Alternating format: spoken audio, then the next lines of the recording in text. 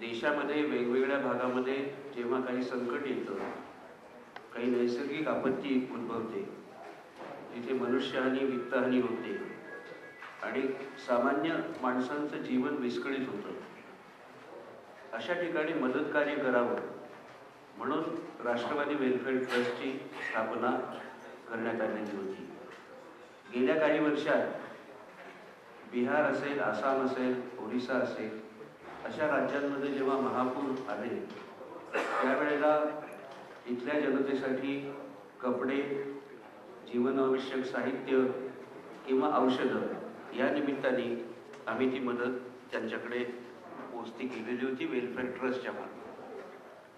त्याचबरोबर हा ट्रस्ट ज्या वेळेला पक्षाने स्थापन केला त्यावेळेला एक उद्देश होता की सर्वसाधारणपणे समाजातला जो खालचा वर्ग असतो व त्याच्यात मागासवर्गीय असतील, अल्पसंख्याक असतील किंवा आर्थिकदृष्ट्या दुर्बल घटक असतील, या सगळ्यांसाठी त्यांच्या दैनंदिन कामकाजामध्ये, मग ती विद्यार्थ्यांचे शिक्षण असेल किंवा पुढचा काही प्रशिक्षणाचा भाग असेल किंवा आरोग्य सेवा असेल, अशा ठिकाणी मदत करावी या हेतूने हा राष्ट्रवादी वेलफेअर ट्रस्ट स्थापन झालेला आहे. यंदाचा महाराष्ट्रातला दुष्काळ हा अभूतपूर्व असा आहे. तो अशासाठी की आजपर्यंत गेल्या कित्येक दशकांमध्ये नसलेली पाण्याची कमतरता आज महाराष्ट्राच्या काही जिल्ह्यांमध्ये अतिशय गंभीर स्वरूप धारण करते आहे. त्याचे सामाजिक परिणाम अनेक प्रकाराने होत आहेत. गावांना पाणी नाही, जनावरांना चारा नाही, त्यामुळे ते जे सगळे उपक्रम आहेत ते चालूच असतात. परंतु आमच्या पक्षाचे वेगवेगळे नेते जेव्हा या दुष्काळी भागामध्ये जातात त्यावेळेला त्यांना जाणवलं की ह्या सगळ्या पट्ट्यातल्या शिकणाऱ्या विद्यार्थ्यांची आणि विशेषतः ज्यांचं पदवी शिक्षण पूर्ण झालेलं आहे आणि पदव्युत्तर शिक्षणासाठी ते आता बाहेर आहेत आपल्या गावापासून, त्यांच्या गावामधल्या घरामध्ये त्यांना निश्चित असं काहीतरी आर्थिक मदत आपला रोजचा दैनंदिन कामकाज करण्यासाठी, जेवणाखाण्यासाठी असे उपलब्ध होत नाहीये.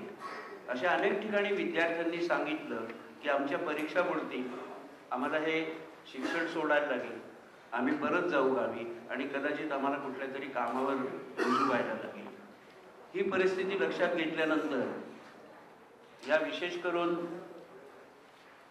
ज्या तालुक्यांमध्ये अशा प्रकारची दुष्काळाचं संकट फार मोठ्या प्रमाणावर आहे, इथल्या भागातून आलेल्या विद्यार्थ्यांची आम्ही साधारण शासनाकडून माहिती गोळा केली. या प्रत्येक तालुक्यातून शिक्षणासाठी बाहेर वसतिगृहात राहून किंवा खोली घेऊन, ज्यांना अजूनही आपल्याला माहीत असेल की गावाच्या एस टीकडून डबासुद्धा येण्याची व्यवस्था पूर्वीपासून होती, अशा मुलांची स्थिती आम्ही बघायला लागल्यानंतर आम्हाला लक्षात आलं की यांना जर व्यवस्थित अभ्यास करून पुढच्या 2 महिन्यामध्ये जर त्यांना परीक्षा द्यायच्या असतील तर त्यांची ही सोय आपण कुठेतरी केली पाहिजे.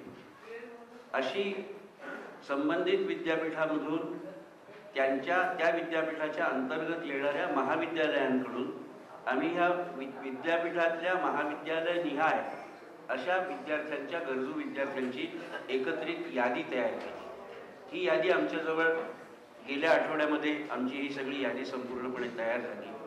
आणि त्याबरोबर दुसरं असं लक्षात आलं की इथे तर आम्ही फक्त पदव्युत्तर शिक्षण घेणाऱ्या मुलामुलींचा विचार करतोय, पण कृषी महाविद्यालय म्हणजे ग्रॅज्युएशनचेही विद्यार्थी आणि पोस्ट ग्रॅज्युएशनचेही विद्यार्थी हे तर सतत बाहेर असतात आणि त्यामुळे कृषी महाविद्यालयाच्या अंतर्गत येणारे सगळे विद्यार्थी, अशा सगळ्या विद्यार्थ्यांची एकूण संख्या लक्षात घेतली तर साधारणपणे पुढचे 2 महिने त्यांच्या स्वतःच्या उपजीविकेसाठी या प्रत्येक विद्यार्थ्याला 2000 रुपये तरी द्यावेत असा ट्रस्टने निर्णय घेतला.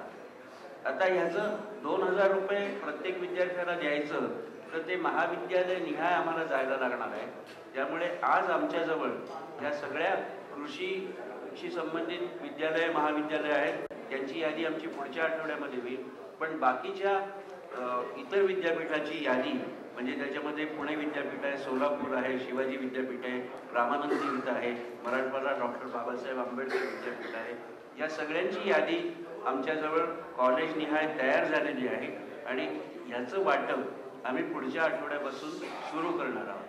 कल्पना अशी आहे की आम्ही प्रत्येक कुलगुरूंना या संदर्भात पत्रव्यवहार करून माहिती दिली आहे. कुलगुरूंकडून प्रत्येक महाविद्यालयाला याची सूचना देण्यात आलेली आहे आणि आम्ही महाविद्यालयामध्ये आमचे युवक, विद्यार्थी, युवती यांचे जे प्रतिनिधी आहेत ते प्रत्यक्ष त्या महाविद्यालयात जातील. त्या प्राचार्यांपर्यंत आमचं पत्र जाईल. प्राचार्यांकडे आम्ही महाविद्यालयाच्या नावाने त्यांच्या महाविद्यालयात आढळून आलेल्या विद्यार्थ्यांच्या संख्येप्रमाणेचा धनादेश, म्हणजे समजा एखाद्या कॉलेजमध्ये 50 विद्यार्थ्यांना मदत आवश्यक आहे, त्यांची यादी आमच्याजवळ आहे, तर 50 विद्यार्थ्यांचे 1 लाख रुपये आम्ही त्या महाविद्यालयाला देणार आणि महाविद्यालयाने त्या 50 विद्यार्थ्यांना त्याचं वितरण करायचं आहे. हे करण्यासाठी आम्ही या वितरणासाठीची जी व्यवस्था आहे त्याची सुद्धा आमचे उमेश पाटील आणि निलेश राऊत हे आमच्या 2 फ्रंटचे अध्यक्ष आहेत आणि त्यांचे सगळे जे जिल्हावार पदाधिकारी आहेत ते स्वतः जाणार, त्या विद्यार्थ्यांना भेटणार, त्या विद्यार्थ्यांना एकत्र करणार, मदतीचं वाटप करणार आणि महाविद्यालयाकडून एवढी मदत विद्यार्थ्यांना गेली अशा पद्धतीचं महाविद्यालयाचं पत्र आमच्याकडे परत येईल. आम्हाला वाटतं की शिक्षणासारख्या मूलभूत विषयाकडे दुर्लक्ष होऊ नये आणि विद्यार्थ्यांना शैक्षणिक नुकसानापासून वाचावं यासाठी हा एक उपक्रम राष्ट्रवादी वेलफेअर ट्रस्टतर्फे आम्ही पुढच्या आठवड्यात सुरू करत आहोत. जिथे शक्य होईल त्या, समजा आम्ही पुणे विद्यापीठामध्ये कार्यक्रम घेणार असू तर विद्यापीठाच्या कॅम्पसमध्ये शिकणाऱ्या विद्यार्थ्यांची जे मदतीचा धनादेश आहे तो तिथल्या कुलगुरूंकडे दिला जाईल. त्याचं वाटप विद्यापीठात होईल, बाकीचं वाटप महाविद्यालय निहाय आमचं त्याप्रमाणे होईल. हा सर्व कार्यक्रम आम्हाला पुढच्या 10 ते 12 दिवसामध्ये सुरुवात झाल्यापासून, म्हणजे सोमवारपासून 10-12 दिवसामध्ये आम्ही या सगळ्या विद्यार्थ्यांपर्यंत निश्चित पोहोचू असा आम्हाला विश्वास वाटतो. याच्यामध्ये 2-3 गोष्टी प्रामुख्याने आमच्या समोर आल्या होत्या की एवढ्या याद्या एकत्रित करताना काही ठिकाणी नावं दोनदा येण्याची शक्यता आहे, काही नावं वगळून जायची शक्यता आहे.